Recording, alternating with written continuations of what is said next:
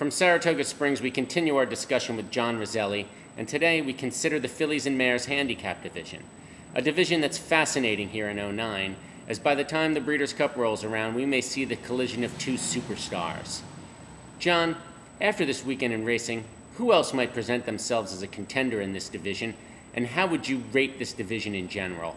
We had the Ogden Phipps, and Seattle Smooth overcame a pretty tough trip to put away the three-ply 1-4 favored entry.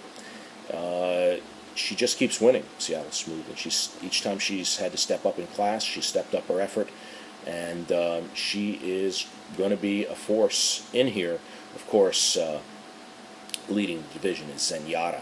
John, of course there's many that would love to see Zenyatta come east and campaign against the best this summer and fall. What do you make of the way her connections have handled her campaign so far? You can disagree with the very conservative path the connections have taken in keeping her on the West Coast and just running her through the races that she won last year. To me, it's not a conservative path. It's a very high-risk path, because if she happens to lose for one reason or another, she loses a tremendous amount of standing in the division. I would love to see her step out of California. I'd love to see her step out of her comfort zone, maybe stretch out a little more, but just do something, show us just how good she is. Let's not protect an unbeaten record. Let's show the world that she can beat any horse out there, and probably she can beat a lot of males, and she certainly can beat any female. Other than the Preakness winning Rachel Alexandra, who else can vie for top honors here? Cocoa Beach, again, she's kind of like Einstein. She wins on every surface. She wins against any competition, and I'm looking forward to seeing more from her.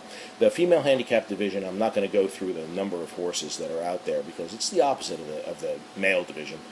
There's a tremendous number. There's not much clarity, but there's a lot of quality horses out there, and we're just going to have to see as we go along. It's going to take more than just this week's racing to start to sort things out.